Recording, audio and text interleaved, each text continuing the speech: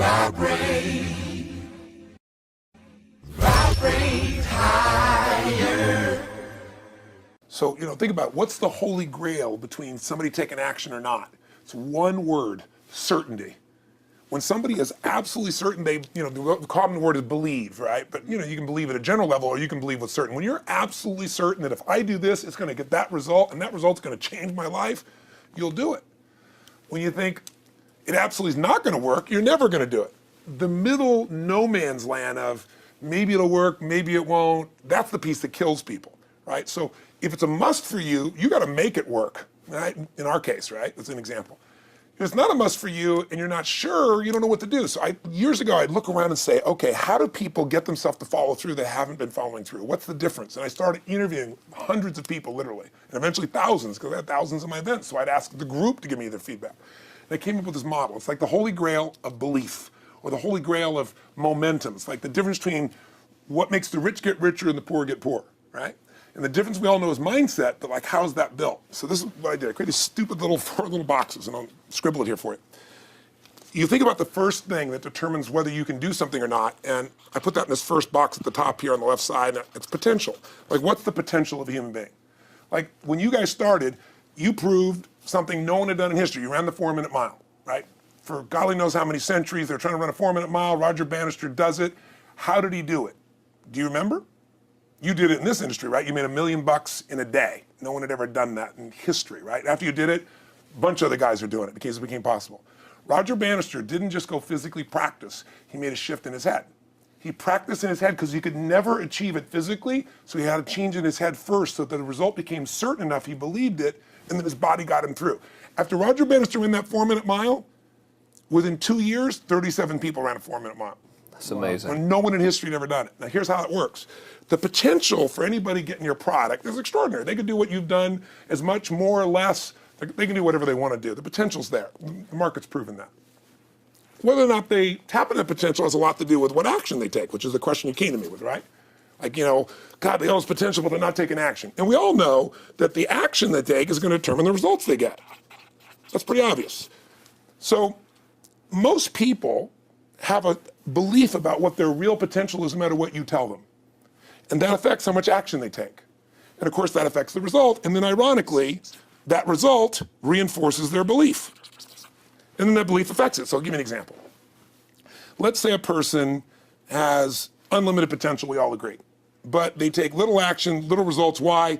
Because they have to start with a problem with their belief. They don't believe it's really going to happen for me. Maybe for Frank Kearns because he's got the cool hair and stuff, or maybe it's for you because you're so driven, but it's not me. Maybe Tony Robbins because he's a freak, got these big teeth. Whatever their thought process is, right? They got this thing, right?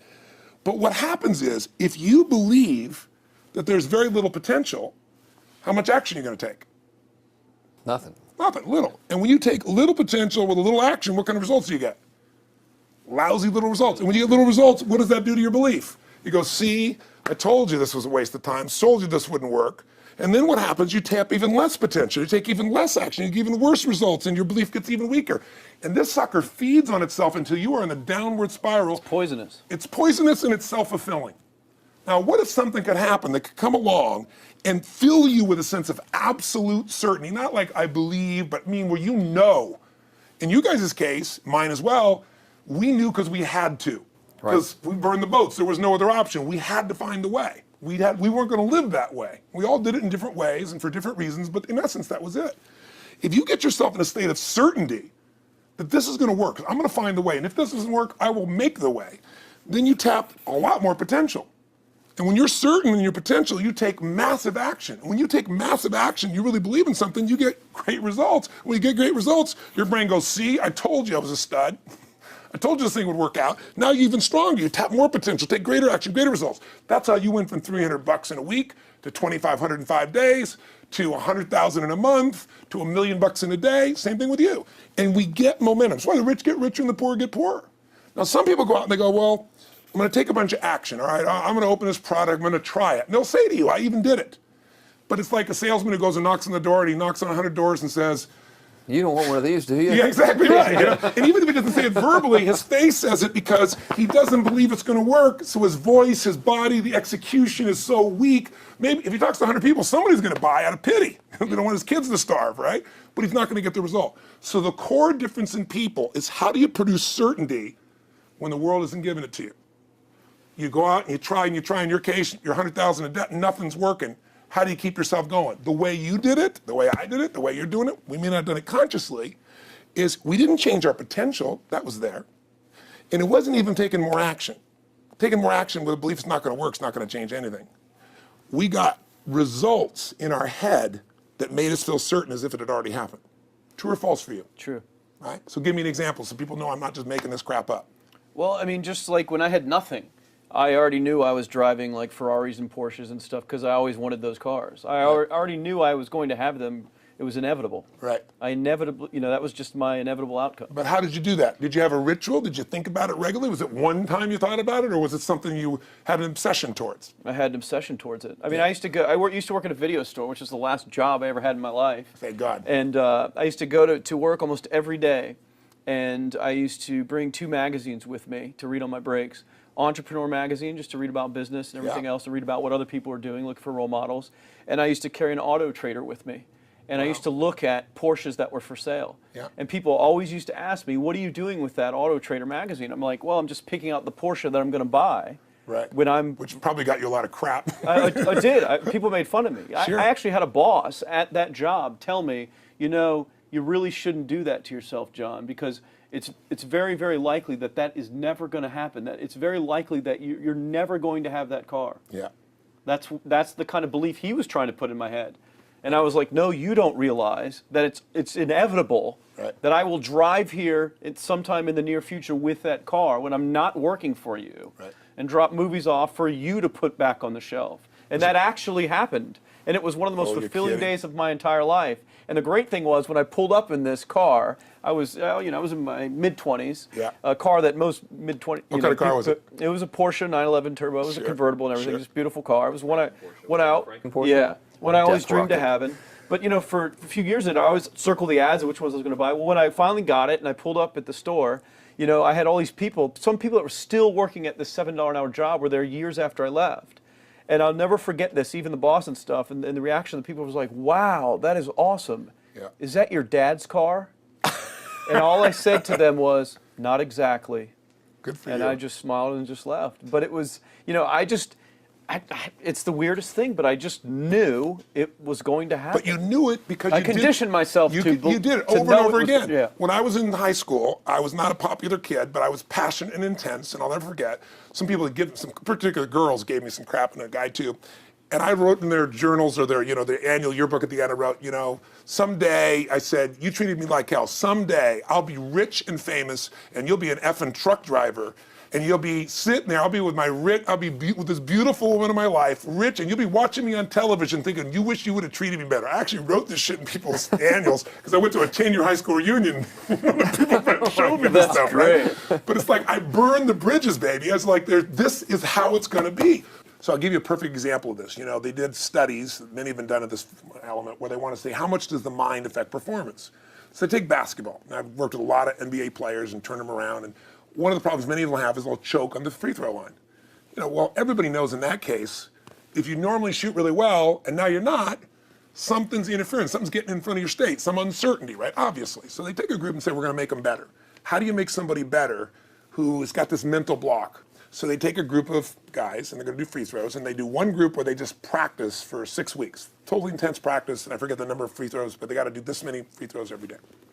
Take a second group, and they have them not practice at all. Obvious. And they take a third group and they don't let them touch a basketball. All they do is have them practice in their mind, but the key is, it's not practice makes perfect, it's perfect practice makes perfect, as corny as that sounds. So these guys see themselves making the shot every single time, conditioning their mind and body that it's perfect every time. They're not interrupted by a reality that would screw with them. So at the end of 6 weeks, they tally it up, and now they give them a test to see who has the highest free throw percentage, success. What do you guess it's going to be? Well, the obvious person says, obviously, it's not the guys that didn't practice, but which one is it? The mind, or is it the ones that actually practice? I'm assuming the mind. Yeah, you would assume it because it's true. Right. You intuitively know the truth. That practicing's not enough. It's getting yourself so certain so many times that now when you go to do it, there's no hesitancy and you execute. It's having that absolute certainty that makes you tap your full potential, take massive action, get massive results, be reinforced to having stronger belief. This is what makes somebody a star at anything. It's like Jack Nicklaus, the golfer. Yes. He visualized every shot and where it was going, landing right where he wanted it before he ever hit it. Every single time. And what do most Every golfers single do? time. They just take a practice swing and they kind of hope for the best and point in the right direction and hit it. And some of them, if they've had some bad hits, what are they really focusing on? You know, I don't what wanna I do don't that want bad. to I don't do. wanna do- exactly, exactly. And that's the same thing here. So I'll show you a little stupid little physical technique for this. So stand up for a second. You guys gonna do this? The camera show? So try this for a second. So just put your feet together and then put your right index finger straight out in front of you like this, okay? And all I want you to do is I want you to just turn clockwise comfortably as far as you normally turn. Just notice where you naturally stop. Go ahead and turn clockwise. People at home can do this too. Keep your feet straight. Notice where you stop. Come back around to me. Back around to me. Pretty good. Okay, good. Yeah, you're really good at this, right? Drop your hand. Now let's do something really simple. Close your eyes. And you don't even have to visualize, just feel. I want you to imagine your finger coming back up again. And this time, see and feel it coming up. Don't actually make it happen, but feel like it's happening. Imagine in your mind that you're actually doing it. You're seeing it, you're feeling it. And then make it like a game where you turn twice as far this time. Like you're a little kid, you know, somebody measures you and you go, I'm taller, come on, measure me this week. And that desire to do a little further. And then in your mind, do it again. Your feet are straight together, and in your mind, feel your finger coming up, see it coming up, and imagine going 3 times as far this time. And then one more time, bring your finger up, and you're like an owl. Your feet are straight, and you turn all the way around, and it comes all the way around to the front. See it and feel it and enjoy it each time, like it's a game, like you can't wait to go further. And you know you do, every time. And then when you can feel that, and it feels good, then open your eyes, and now put your finger straight in front of you, and turn as far as you can comfortably, and see what happens this time. Go. Break my back. Now notice, I don't know if the camera's got it, but you don't even have to ask the camera. You can ask yourselves. Come back around. Did you go further this time, yes or no? A lot further. I think A I lot went about further. 50% further. 50% further. How much further for you? About the same. Yeah. The average person will go 25% further. Now here's the question. We're superior.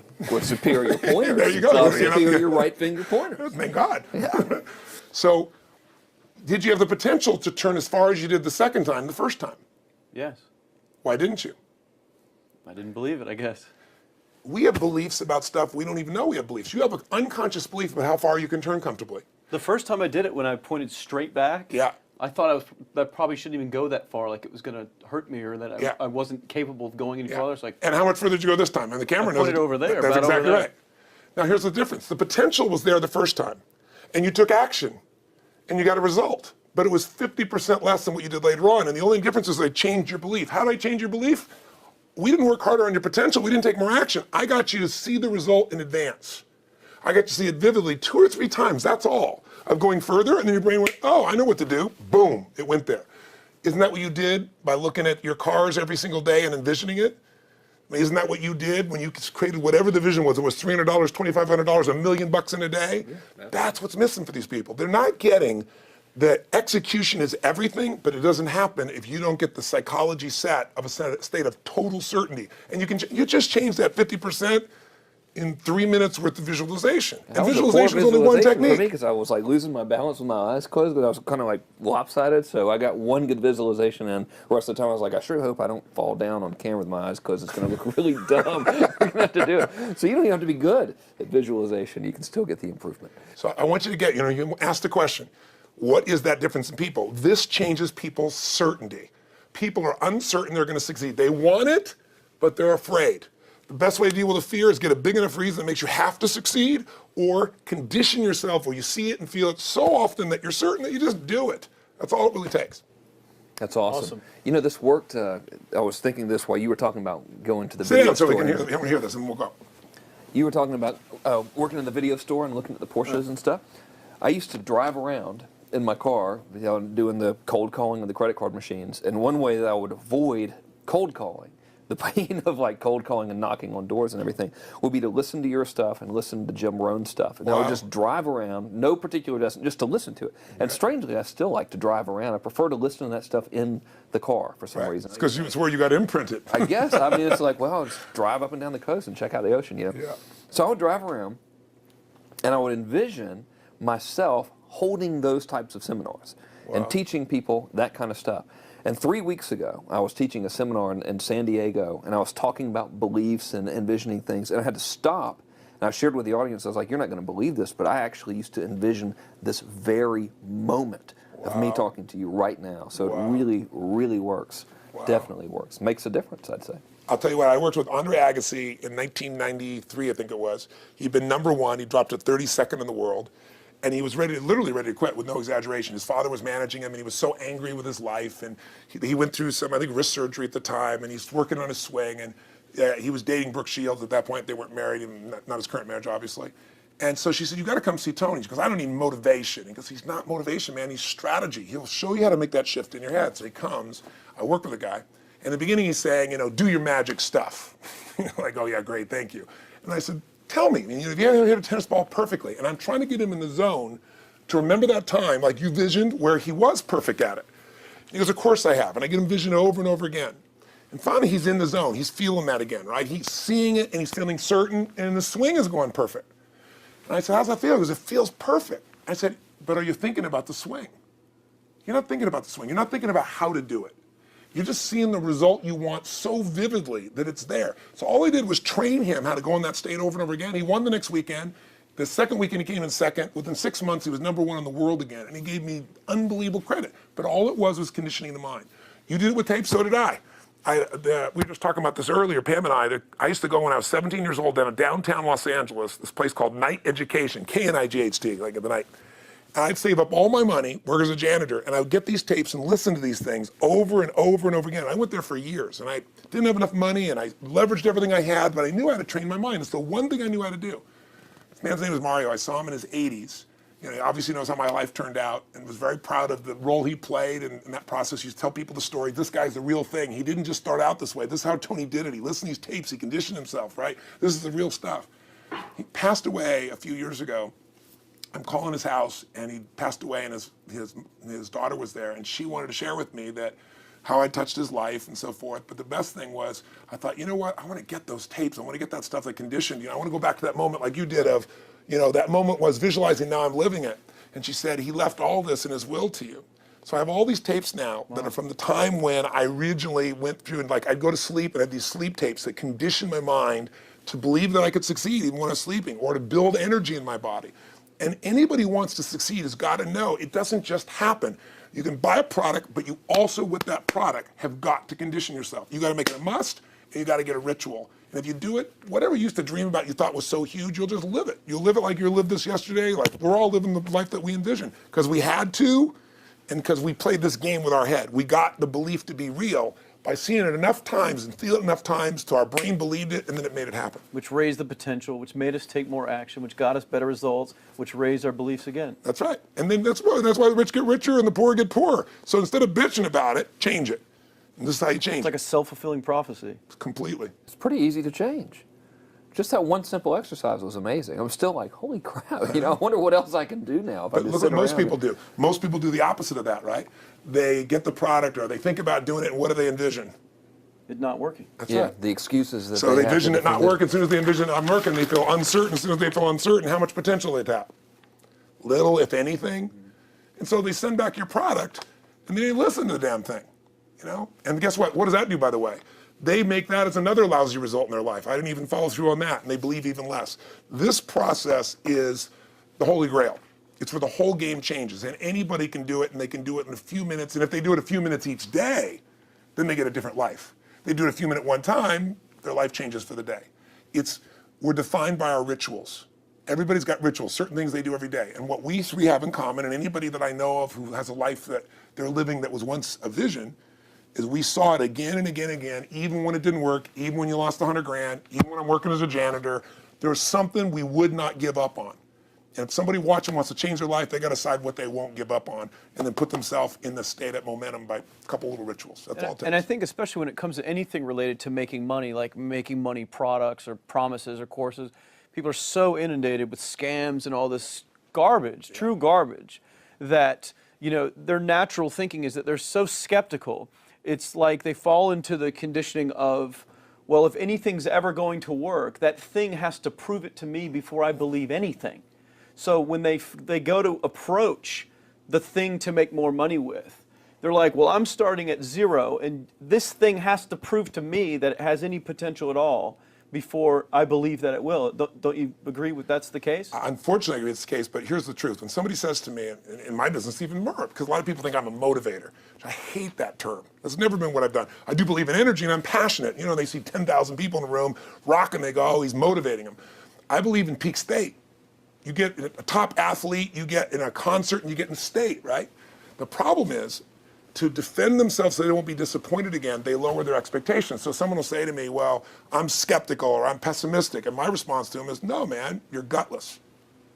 It takes no guts to be skeptical. You don't have to have any capacity to be a critic. And now with the web, you don't even have to own that you're the one being the critic. You can burn somebody and anonymously, right? I said, you know what? It takes guts to believe. And if you think something's going to do it for you without you putting your guts on the line, you might as well forget it right now. So this idea that I'm skeptical or they got to prove it to me, it's the biggest lie. What that really is your fear talking. You're so scared of failing, you don't even want to get your hopes up. And if you don't get your hopes up, you might say, well, what if they get their hopes up and somebody gets disappointed? How many disappointments have we experienced in our business careers and in our lives? The difference is some people take disappointment and let it destroy them. Other people take disappointment and let it drive them. And you get to choose. Are you going to turn this thing into why it didn't work and a bunch of stories and excuses, or are you going to take this thing that didn't work and figure out what are you going to do to make it work? And it may not happen the first time, the second time, the third time, but the people that are relentless find the way. And it's the common denominator in all these guys that are kind of our friends or family, money masters, the new money masters is they all did it with will. Nobody here inherited this stuff. Everybody figured it out. Mm-hmm. And keep figuring it out. And it's going to keep changing. And you say, you know what, 1% of 99% of the money being made is being made by 1% of the people, because only 1% of the people will condition their mind and condition their body and follow through some daily rituals. The rest will tell a story about why it didn't work, how it wasn't their fault. And you got two things in life. You got results or you got a story, And too many people think that 1% is somehow entitled to it and they're not, which is, it's just all in the head. It's all in the head. Belief. It's all in the head, which can be changed with some conditioning. Basic conditioning. You just proved it to us. That's fun. That's why I made Get the Edge and Personal Powers, because I understood that from the very beginning. Originally it was 30 days, and years later people would say, I've heard all the great results and everything else, man, but I don't have 30 days. And I'd be behind the glass, focus group, watching these people want to shake them like, you don't have 30 days to change your life, I thought, okay, I'll make it 7 days. Just one, because after 7 days, you get momentum. I mean, think about it. When do people's lives change? In a moment. It doesn't change in 10 years. Your life may have sucked for 10 years, but there's one moment when your whole life changes, the moment you decided. When you said, no more, and I'm doing it, and you kicked yourself in the ass, and you made yourself go do something, right? When you finally said, enough, no more, I quit, or let's begin, or I love you, there's a moment when somebody's life changes. And that can be gotten in a couple of days. So people watching don't have to wait until they've mastered everything. They got to get started and do what's next and just put themselves in a state where they start making some progress. Well, there it is. I think that's the answer that can help solve that problem with a lot of people. They'll just pay attention to it and do it. The bottom line is, all three of us and some of the people that we consider as family that are part of this process, we've all done well, and we don't need to do this stuff. We're able to do the stuff because underneath it all, people can see in your eyes, Frank, when you talk about $2,500 you made that day and the joy, right? Or you talking about not willing to settle, and just, I don't care what they say. They tell me I'm going to sit here and I should lower my expectations. I'm going to be driving my car in here and they're going to be delivering a video to me. There's something inside of every human being that will make it click, that'll make it so that today is not like yesterday and tomorrow will be different forever. And that process is an emotional hook. And what I hope is people watching this stuff, maybe something in here will piss them off enough or remind them of something or say there is a plan and it isn't just luck.